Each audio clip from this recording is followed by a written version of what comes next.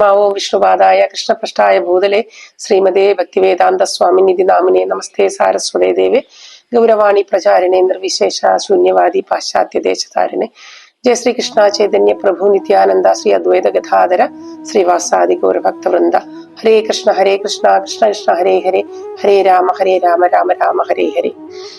ഹരേ കൃഷ്ണ. എല്ലാവർക്കും ഒരിക്കൽ കൂടി സ്വാഗതം. ദൈവം എല്ലായിടത്തും ഉള്ളപ്പോൾ നാം എന്തിന് ക്ഷേത്രത്തിൽ പോകണം? അതാണ് ഇന്നത്തെ വിഷയം. തീർച്ചയായിട്ടും ദൈവം എല്ലായിടത്തും ഉണ്ട്, എന്നാൽ അദ്ദേഹത്തിന് എല്ലായിടത്തും നമുക്ക് പ്രാപ്യമാകുന്നില്ല. വായുവിൽ എല്ലായിടത്തും നീരാവിയായിട്ട് ജലമുണ്ട്, എന്നാൽ നമുക്ക് ദാഹം തോന്നുമ്പോഴൊക്കെ നാവ് പുറത്തിട്ടിട്ട് ആ നീരാവിയായി കാണുന്ന ജലത്തെ കുടിച്ച് നമ്മുടെ ദാഹം തീർക്കുവാനായിട്ട് സാധിക്കുമോ? അതിനുവേണ്ടി നമുക്ക് കിണറ്റിൻ കരയിലോ അഥവാ ഒരു പൈപ്പിനെയോ ആശ്രയിക്കേണ്ടതായിട്ടുണ്ട്. അതുപോലെ തന്നെയാണ് ദൈവം എല്ലായിടത്തും സന്നിഹിതനാണ്, എങ്കിലും ക്ഷേത്രത്തിൽ പ്രാപ്യമാകുന്ന അഥവാ പ്രകടമാകുന്ന ആ രൂപം നമുക്ക് ആവശ്യമാണ്. ചിലർ പറയും, ദൈവം എല്ലായിടത്തും ഉള്ളപ്പോൾ എന്തിനു നാം ക്ഷേത്രത്തിൽ പോകണം? തീർച്ചയായിട്ടും ഭഗവാൻ എല്ലായിടത്തും തന്നെയുണ്ട്, എന്നാൽ എല്ലായിടത്തും ഉള്ള ഭഗവാനെ കാണുവാനോ അഥവാ ദർശിക്കുവാനുള്ള നേത്രങ്ങൾ നമുക്കുണ്ടോ? മനുഷ്യന്റെ 4 പരിമിതികളിൽ ഒന്നാണ് അപൂർണമായിട്ടുള്ള ഇന്ദ്രിയങ്ങൾ. നമുക്കറിയാം, വളരെ ദൂരത്തിലുള്ള ഒരു വസ്തുവിനെ നമ്മുടെ നേത്രങ്ങൾ കൊണ്ട് നമുക്ക് കാണുവാനായിട്ട് സാധിക്കുകയില്ല. അതുപോലെ തന്നെ ഒരു മുറിയുടെ അപ്പുറത്തിരിക്കുന്ന ഒരു വ്യക്തിയെ ദർശിക്കുവാനുള്ള ഒരു കഴിവും നമ്മുടെ നേത്രങ്ങൾക്കില്ല. അങ്ങനെയുള്ള അതായത് ഭഗവാനെ ദർശിക്കണമെങ്കിൽ നമ്മുടെ ഭൗതികമായ നേത്രങ്ങൾ കൊണ്ട് സാധ്യമല്ല. അതിനു വേണ്ടിയിട്ട് ആത്മീയമായിട്ടുള്ള നേത്രങ്ങൾ നമുക്ക് ആവശ്യമാണ്. ഭഗവാനെ എല്ലായിടത്തും ദർശിക്കുവാനും മനസ്സിലാക്കുവാനായിട്ട് സാധിക്കുന്ന ഒരു സ്ഥലമാണ് യഥാർത്ഥമായിട്ടുള്ള ഒരു ക്ഷേത്രം. എല്ലായിടത്തും ദൈവമുണ്ടെങ്കിൽ അദ്ദേഹം ക്ഷേത്രത്തിലും കാണില്ലേ? ദൈവത്തെ കാണിച്ചു തരൂ എന്ന് ജനങ്ങൾ പറയുമ്പോൾ അവരെയെല്ലാം നമുക്ക് ക്ഷേത്രത്തിലേക്ക് കൂട്ടിക്കൊണ്ടു പോയിട്ട് അവിടെ ഭഗവാന്റെ സുന്ദരമായ വിഗ്രഹങ്ങൾ കാണിച്ചു കൊടുക്കാം. അതുപോലെ തന്നെ അദ്ദേഹത്തെ എങ്ങനെ ആ വിഗ്രഹത്തിൽ ദർശിക്കാനും മനസ്സിലാക്കാനും സാധിക്കുമെന്നും നമുക്ക് പറഞ്ഞു കൊടുക്കാനായിട്ട് സാധിക്കും. നാം സത്യസന്ധരും യാഥാർത്ഥ്യ ബോധവും ഉള്ളവരുമാണെങ്കിൽ എല്ലായിടത്തും എവിടെയും വ്യാപിച്ചു കിടക്കുന്ന ആ ദൈവത്തിൽ നമ്മുടെ മനസ്സിനെ ഉറപ്പിക്കുക എന്നത് ബുദ്ധിമുട്ടുള്ള കാര്യമാണെന്ന് നമുക്ക് എളുപ്പത്തിൽ മനസ്സിലാക്കുവാനും സാധിക്കും. അതിനാൽ ഭഗവാൻ കാരുണ്യത്താലും ദയാലും ക്ഷേത്ര വിഗ്രഹങ്ങൾ പോലുള്ള അത്ഭുതകരമായ മാധ്യമങ്ങൾ കൂടെ തന്നെ വെളിപ്പെടുത്തുന്നു. അതിലൂടെ നമുക്ക് പൂർണ്ണമായും നമ്മുടെ അവബോധത്തെ ഭഗവാനിൽ അർപ്പിക്കുവാനായിട്ട് സാധിക്കും. ഭഗവത് ക്ഷേത്ര ദർശനം എന്നാൽ ആത്മീയ ലോകം അഥവാ വൈകുണ്ഠ ലോക ദർശനത്തിന് സമാനമാണ്. നിർഭാഗ്യവശാൽ ഇന്ത്യൻ ജനങ്ങളിൽ ഭൂരിഭാഗം വരുന്ന ജനങ്ങളും ക്ഷേത്രത്തിൽ പോകുവാനായിട്ട് സമയം കണ്ടെത്തുന്നില്ല. പൊതുവായി പറയുകയാണെങ്കിൽ കലിയുഗത്തിൽ ജനങ്ങൾ ഭഗവാന്റെ തന്നെ ബാഹ്യശക്തിയായ മായയിൽ ആകൃഷ്ടരാണെന്നും അതുവഴി ഭൗതിക സുഖങ്ങൾ വർദ്ധിച്ച് സന്തോഷം നേടാൻ സാധിക്കുമെന്നും അവർ കരുതുന്നു. എന്നാൽ ഈ ഭഗവാന്റെ ഈ ബാഹ്യശക്തിയായിട്ടുള്ള മായ അഥവാ ഭൗതിക പ്രകൃതി വളരെ ശക്തമാണെന്നും നാം എല്ലാവരും അതിന്റെ കർക്കശമായിട്ടുള്ള നിയമങ്ങളിൽ ബന്ധിതരാണെന്നും ഒട്ടുമിക്ക പേർക്കും അറിയില്ല. എന്നാൽ ഭഗവാൻ തന്നെ ഭഗവത്ഗീതയില് 7-ാമത്തെ അധ്യായത്തില് 14-ാമത്തെ ശ്ലോകത്തിൽ നമുക്ക് പറഞ്ഞു തരുന്നുണ്ട്. ദൈവീഹേഷ്യ ഗുണമയി മമ മായ ദുരത്യയ മാമേവം ഏ പ്രപഥ്യന്തേ മായാമേതം തരന്തിതേ. എന്റെ അതായത് 3 ഗുണങ്ങൾ അടങ്ങിയ പ്രകൃതി ഗുണങ്ങൾ അടങ്ങിയ എന്റെ ദിവ്യശക്തിയെ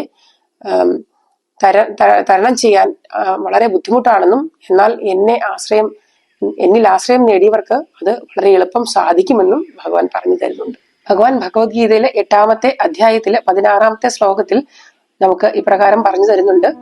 ആ ബ്രഹ്മ ഭുവനാലോക പുനരാവർത്തിനോ അർജുന മാമുപേത്യാതു കൗന്ദേയ പുനർജന്മാന വിദ്യതേ. അതായത് ഈ ഭൗതിക ലോകത്തിലെ ഏറ്റവും ഉന്നതമായ ഗ്രഹമായിട്ടുള്ള ബ്രഹ്മലോകം മുതൽ താഴേക്കുള്ള അതായത് അധമലോകം വരെയുള്ള എല്ലായിടത്തും തന്നെ ആവർത്തിച്ചുള്ള ജനന മരണങ്ങളും ദുരിതങ്ങളും സംഭവിക്കുന്ന സ്ഥലമാണ് എന്ന്. അതുകൊണ്ട് ഈ ഭൗതിക ലോകത്തിന്റെ സ്വഭാവത്തെ മനസ്സിലാക്കി ക്ഷേത്ര അന്തരീക്ഷത്തിൽ ആ പരമസത്യത്തെ മനസ്സിലാക്കുന്നതിന് വേണ്ടി നമ്മുടെ ലൗകികമായിട്ടുള്ള എല്ലാ കാര്യങ്ങളും മാറ്റിവെച്ച് ആഴ്ചയിൽ കുറച്ചു നേരമെങ്കിലും നാം അതിനു വേണ്ടിയിട്ട് ശ്രമിക്കേണ്ടതാണ്, സമയം കണ്ടെത്തേണ്ടതാണ്. ക്ഷേത്രം എന്നാൽ ഭഗവാന്റെ ഭവനമാണ്. അത് അതീന്ദ്രിയവും ആത്മീയവുമാണ്. അവിടെ ഭഗവാനെ അതായത് പരമ ദിവ്യോത്തമ പുരുഷനെ സ്നേഹത്തോടും ഭക്തിയോടും കൂടി ആരാധിക്കുന്ന സ്ഥലമാണ്. അങ്ങനെയുള്ള അതായത് നമ്മെ ശുദ്ധീകരിക്കാനായിട്ടുള്ള ആ ക്ഷേത്രത്തെ നാം വളരെ ശരിയായിട്ടുള്ള രീതിയിൽ പ്രയോജനപ്പെടുത്തേണ്ടതാണ്. വാസ്തവത്തിൽ ക്ഷേത്രത്തിലെ ഭഗവത് സാന്നിധ്യം നമുക്ക് വളരെയധികം പ്രയോജനപ്രദമാണ്. ഭഗവാൻ സർവ്വവ്യാപിയാണെങ്കിലും ഒരു ആത്മീയ ദർശനം ഇല്ലാത്ത വ്യക്തിക്ക് അദ്ദേഹത്തെ ഗ്രഹിക്കുവാനായിട്ട് സാധിക്കുകയില്ല. ഒരു ശരിയായ കൃഷ്ണക്ഷേത്രത്തിൽ ആത്മീയ ദർശനത്തിൽ പരിശീലനം ലഭിച്ച മഹത് വ്യക്തികളുമായിട്ട് നമുക്ക് സഹവസിക്കുവാനായിട്ട് സാധിക്കും. അങ്ങനെ അദ്ദേഹത്തിൽ നിന്ന് ഭഗവാനെ പറ്റിയും ഭഗവാന്റെ നാമരൂപ ഗുണലീലകളെ പറ്റിയും ശ്രവിച്ച് നമ്മുടെ ആത്മീയ ജ്ഞാനം വർദ്ധിപ്പിക്കുകയും അതുപോലെ നമ്മുടെ പാപങ്ങളെയെല്ലാം കഴുകിക്കളയുവാനായിട്ടും സാധിക്കും. അതുപോലെ ഭഗവത് വിഗ്രഹത്തിൽ ഭഗവാന്റെ വ്യക്തിപരമായിട്ടുള്ള സാന്നിധ്യവും നമുക്ക് അനുഭവപ്പെടും. ഭഗവാന്റെ ക്ഷേത്രം എന്നാൽ വൈകുണ്ഠ ലോകത്തെ ഒരു എംബസി പോലെയാണ്. ഭൗതിക ലോകത്തിലെ ഒരു ക്ഷേത്രം എന്നാൽ ഭഗവത് സാമ്രാജ്യത്തിന്റെ രസം അനുഭവിക്കാനുള്ള ഒരു സ്ഥലമാണ്. ക്ഷേത്രത്തിൽ പ്രവേശിക്കുമ്പോൾ നമുക്ക് ഭഗവാന്റെ സർവശക്തിയും അനുഭവിക്കാനും ദർശിക്കുവാനുമായിട്ട് സാധിക്കും. തൽഫലമായി ഭഗവത് ധാമത്തിൽ കൃഷ്ണനുമായിട്ടുള്ള നമ്മളുടെ യഥാർത്ഥ ബന്ധത്തെ പറ്റി ഓർമ്മിക്കുവാനും അനുഭവിക്കുവാനായിട്ട് സാധിക്കുന്നു. നമ്മുടെ ആത്മീയമായ അജ്ഞതയ്ക്കുള്ള ഒരു ചികിത്സയ്ക്ക് ഉള്ള സ്ഥലമാണ് ഒരു യഥാർത്ഥ ക്ഷേത്രം. നാം എല്ലാവരും ഒരു തരത്തിലുള്ള മറവി സംഭവിച്ചവരാണ്. ഭൗതിക ശരീരവുമായി താതാത്മ്യം പ്രാപിച്ചിട്ട് നാം ഈ ആത്മാവാണെന്നുള്ള കാര്യം പാടെ മറന്നുപോയിരിക്കുന്നു. നാം നമ്മുടെ യഥാർത്ഥ ഭഗവാനുമായിട്ടുള്ള ബന്ധം നാം മറന്നുപോയിരിക്കുകയാണ്.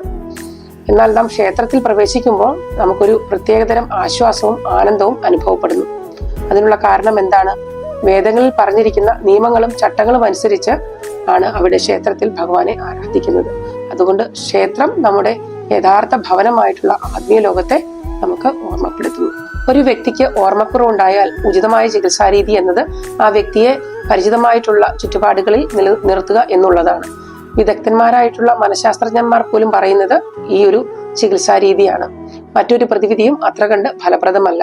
അതുപോലെ തന്നെ നാം ക്ഷേത്രത്തിൽ പോകുമ്പോൾ ഭഗവാന്റെ വിഗ്രഹത്തെ ദർശിക്കുമ്പോൾ ഭഗവാന്റെ ഭക്തന്മാരുമായിട്ട് സഹവസിക്കുമ്പോൾ ഭഗവാന്റെ നാമം ജപിക്കുമ്പോൾ നമ്മുടെ ഭഗവാനുമായിട്ടുള്ള ആ മറന്നുപോയ ബന്ധം ആ ബന്ധത്തിന്റെ ഓർമ്മ നമുക്ക് തിരിച്ചു ലഭിക്കും. അങ്ങനെ മറവി എന്ന രോഗം പൂർണ്ണമായിട്ടും ഇല്ലാതാകും. വായു എല്ലായിടത്തും ഉണ്ടെങ്കിലും വളരെയധികം ഉഷ്ണം ഉള്ള ദിവസം നാം എന്തിനാണ് ഫാൻ ഇടുന്നത്?